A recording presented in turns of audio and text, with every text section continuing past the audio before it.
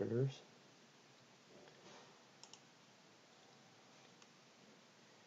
And we need to open up the NMBP. So this has two graphs. It has the event graph, which is where most of the coding takes place. But the base animation, I guess, scripts has to be done here. So the first thing that we need to do is we need to call up the blend space that I just created. So what you do is you right click in the graph. I'm going to type in female warrior. And if you go up, it should say blend space. So this is the base animation that we created. And that asks for 2 inputs. So I need to create 2 variables. And I want to call them speed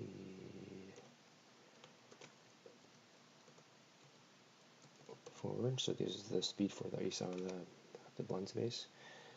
By default it's Boolean, but I need to change it to float. Float is a number. Booleans are true or false statements. And I need to create one more called speed side.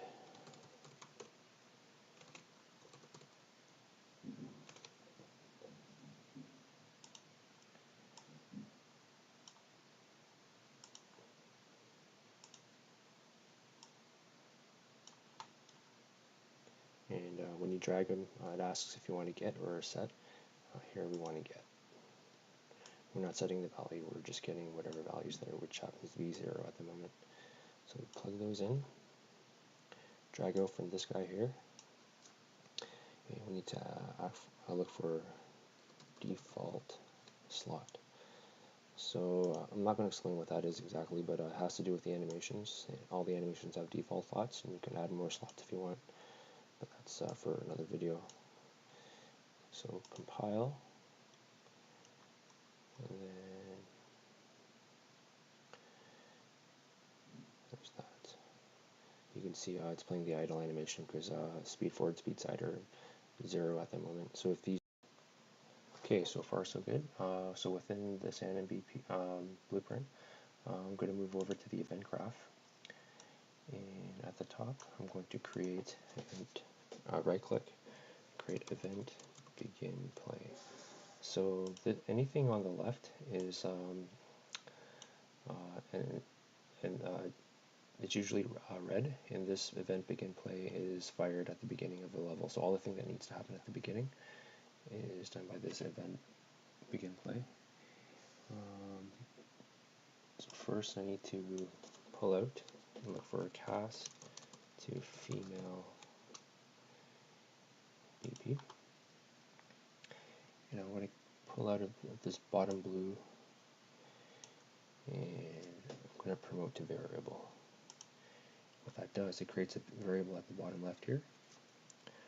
I'm just going to name it as female warrior BP.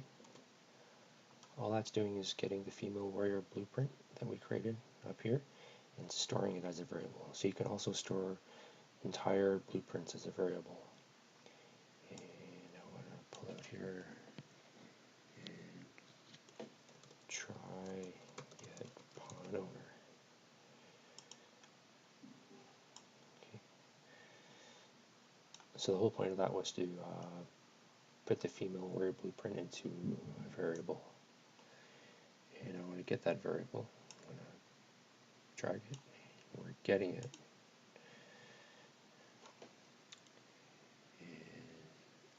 And from this event blueprint update animation, this is almost like a tick. So it happens every tick of the game, not just the beginning of the game. To look for is valid.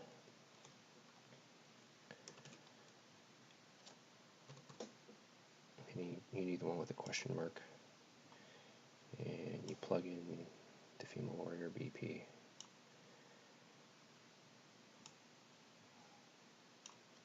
So it's just checking to see if it's valid.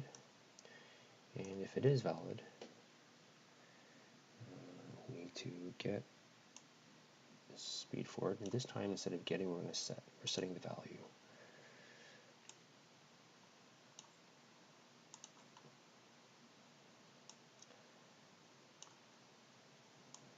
So you plug them in series. And with that there, we need to get the velocity of the character.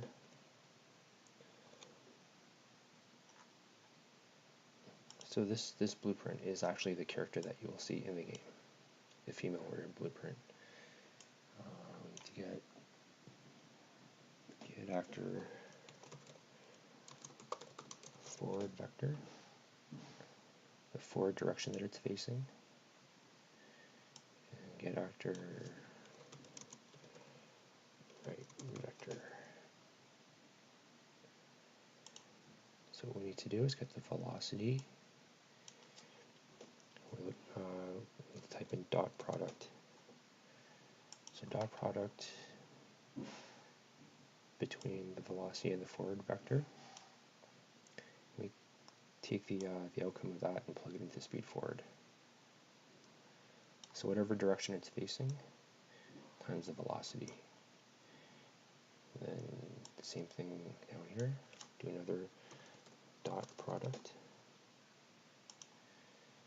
And then it's a dot product between that and the right vector. Whatever direction the right is facing times the velocity. And that's that.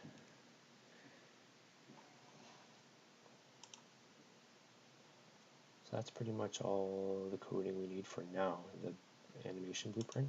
Go back into the female warrior blueprint. Going to select this top female warrior BP, and then in animation mode, it's already set to use animation blueprint. And all we need to do is specify the female warrior and the BP. And as you can see, the animation is playing, but we need to resize this because she's too big. It's okay because the default pose is not going to be visible, it's just the animations. So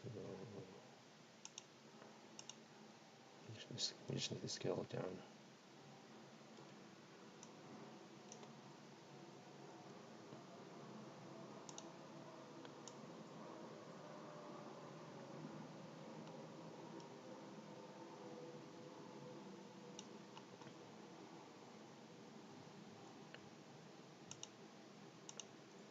And don't forget to press compile.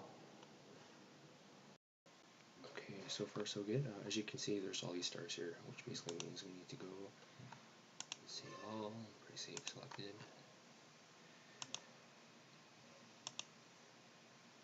Okay, go back in here, and one thing that I need to do is create the camera, but before I do that I need a spring arm. The spring arm is the thing that the camera is attached to, and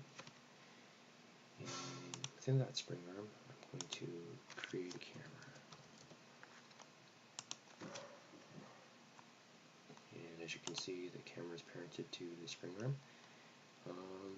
The camera is good, the location of it is good for now.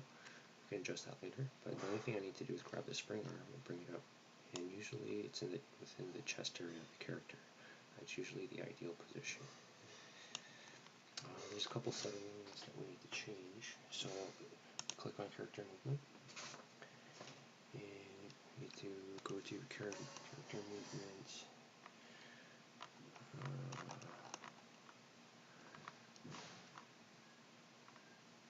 rotation, and we need to orient rotation to movement. So whenever you press a direction, the character rotates to whatever direction you're pointing, which is pretty common, a common way to set up a third person. Then we need to go to the spring arm, camera settings. We're going to click use pawn control rotation. Then we'll select the camera options. Actually, these can remain unchecked. And we need to go select the top female warrior BP. And we're going to go all the way to the bottom where it says pawn, I believe.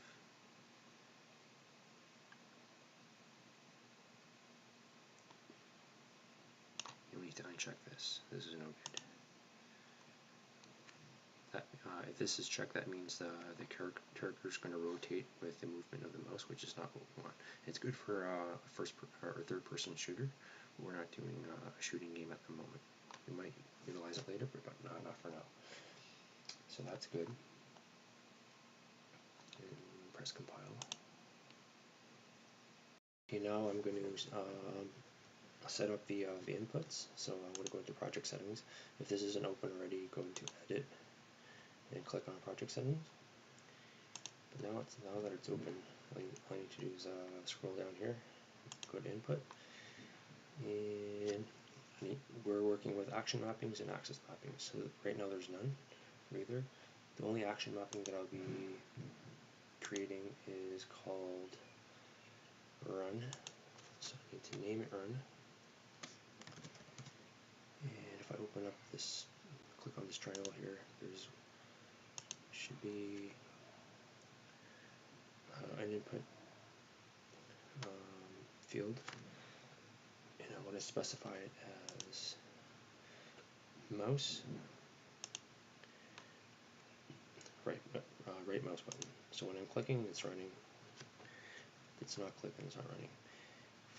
For the action mappings, I need,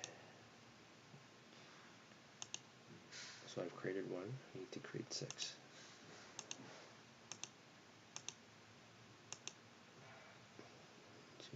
Okay. So the first one, axis mappings are like the movement. First one's called move forward.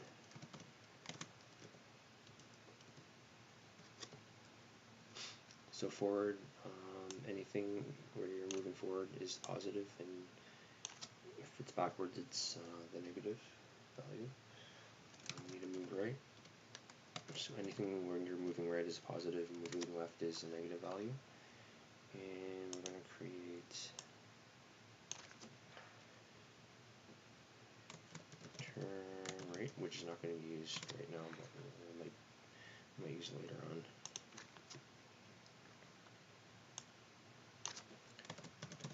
Turn.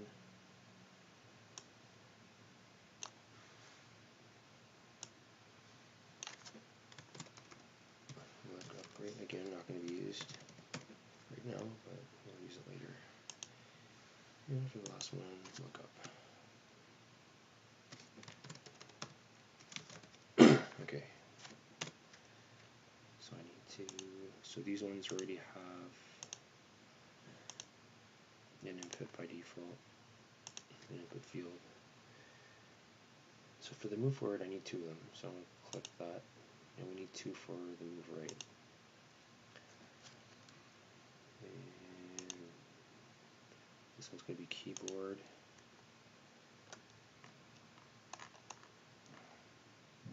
W, so W is move forward, and keyboard S is move backwards, so the scale needs to be -1. For the move right, keyboard A, and keyboard D. And the A is moving left, so that needs to be -1. And for turn, so we're not going to do anything for turn right. We're going to do turn mouse X, so it's moving the mouse left or right. And look up is going to be mouse Y.